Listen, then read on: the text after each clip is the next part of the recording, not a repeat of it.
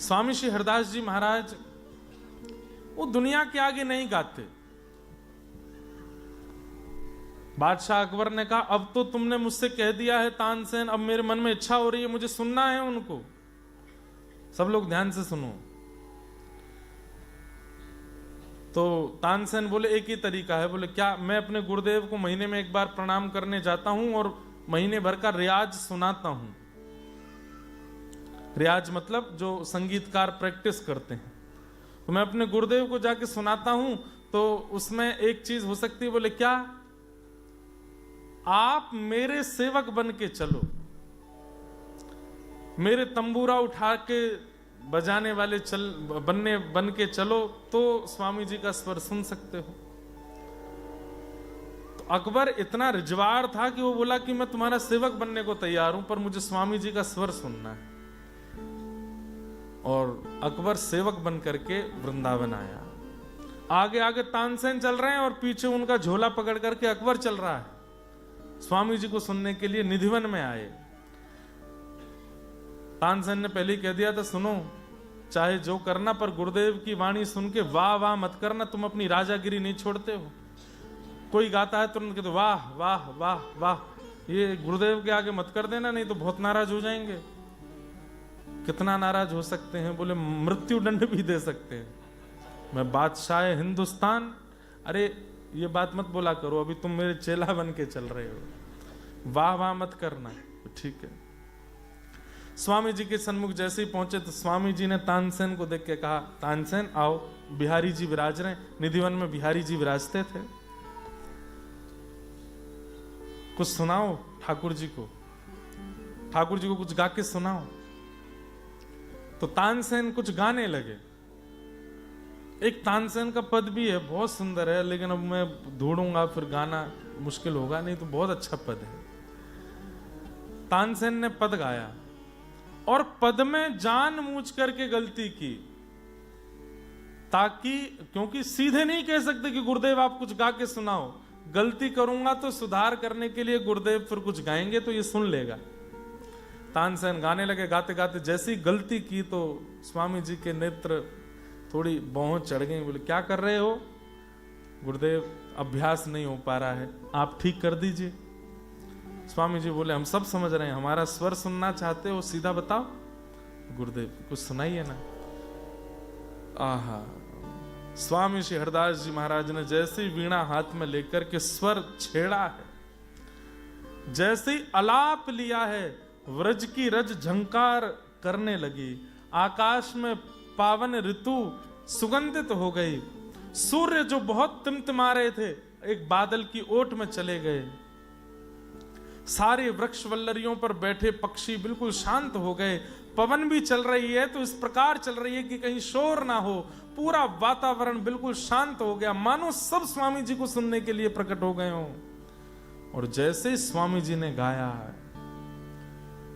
आहा, पूरा शरीर रोंगटे खड़े हो गए तानसेन के और बादशाह अकबर के।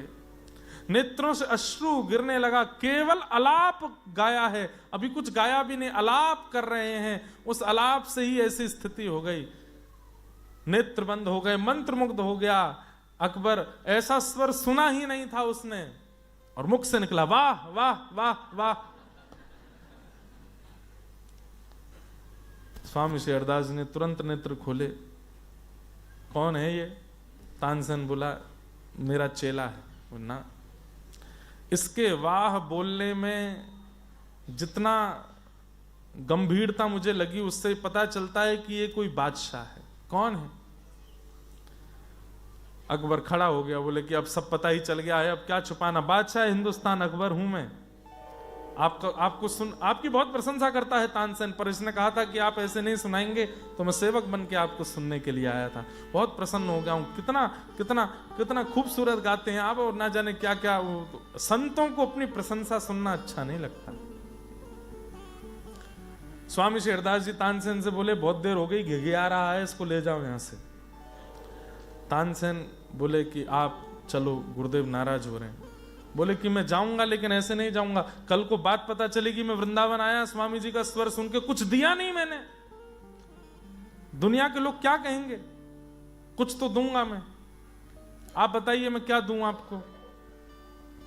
स्वामी जी बोले हमको कुछ नहीं चाहिए, बस एक चीज दे दो। बोले क्या? अपना रूप मत दिखाना आज के बाद, चले जाओ। बोले नहीं नहीं नहीं, कुछ तो मांगना पड़ेगा, आप कुछ तो दीजिए। तो बोले काम करो, वृंदावन में यमुना जी का केसी घाट है, उसकी सिड्डी का एक कोना टूट गया है, बनवा दो, जाओ।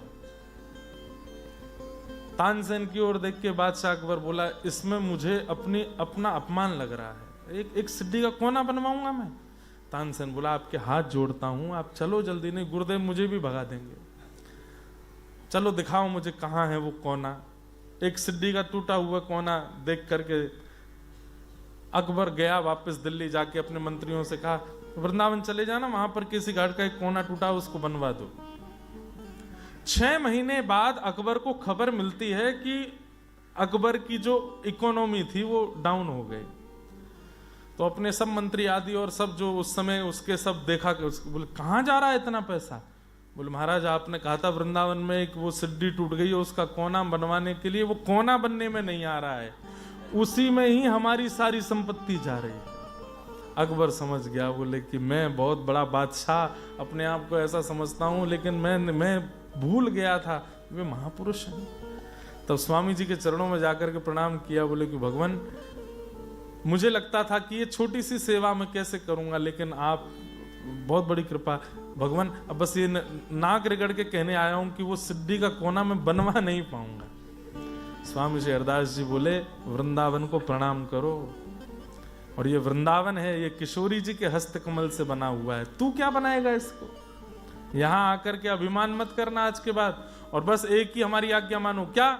वृंदावन के बानर और संतों को कोई दिक्कत ना हो, इसकी पूरी पहरेदारी तुम करवाओ। तो बादशाह अकबर ने स्वामी श्री हरदास जी का चित्र बनवाया और ले जाकर के अपने जहां वो नमाज करता था वहां रखा, रोज दर्शन करता था स्वामी श्री हरदास जी का।